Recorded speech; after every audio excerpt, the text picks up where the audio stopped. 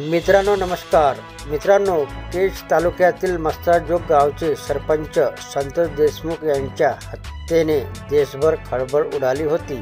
संतोष देशमुख यांच्या हत्येला आता जवळपास 25 दिवस झाले आहेत, मात्र अजूनही या प्रकरणामधील 3 मुख्य आरोपी फरार आहेत। 9 डिसेंबरला देशमुखांची अपहरण करून हत्या झाली होती।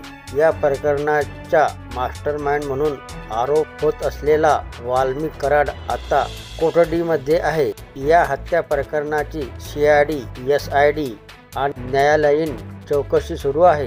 संतोष देशमुख हत्या प्रकरणामध्ये 7 आरोपी असून ज्यांच्या विरुद्ध गुन्हा दाखल आहे। यामध्ये विष्णू चाटे, प्रतीक धुले आणि महेश केदार यांना पोलिसांनी अटक केली आहे, तर अजून सुदर्शन धुले, कृष्णा आंधळे आणि सुधीर सांगळे फरार असून त्यांचा तपास पोलीस करत आहेत।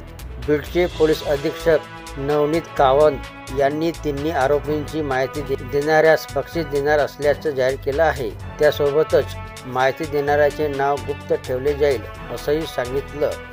तर अटकेत असलेल्या आरोपीमधील प्रतीक धुले याने संतोष देशमुखची हत्या झाली त्या दिवशी सकाळी फेसबुकवर पोस्ट केली होती। नेमकं काय होती ती पोस्ट जाणून घेऊया।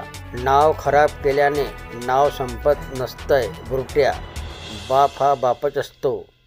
हॅश सुदर्शन भैया धुले 3333 हॅश विरोधकांचा बाप अशी पोस्ट प्रतीक धुले यांनी केली होती। ही पोस्ट सोशल मीडियावर आता व्हायरल होत असलेली पाहायला मिळत आहे। 9 डिसेंबरला सकाळी 8:51 ही पोस्ट केली होती। तर याच दिवशी दुपारी संतोष देशमुख यांचे अपहरण करण्यात आलं। गाडीमध्ये त्यांना मारहाण करण्यात आली। त्यानंतर अत्यंत क्रूर पद्धतीने त्यांना टार्चर करून मारहाण करत त्यांची हत्या केली गेली। तर ही होती मित्रांनो सरपंच देशमुख हत्याकांड आरोपी यांनी फेसबुकवर केलेल्या पोस्टबद्दलची माहिती आवडली असेल तर चॅनलला सबस्क्राईब करायला विसरू नका। जय महाराष्ट्र मित्रांनो।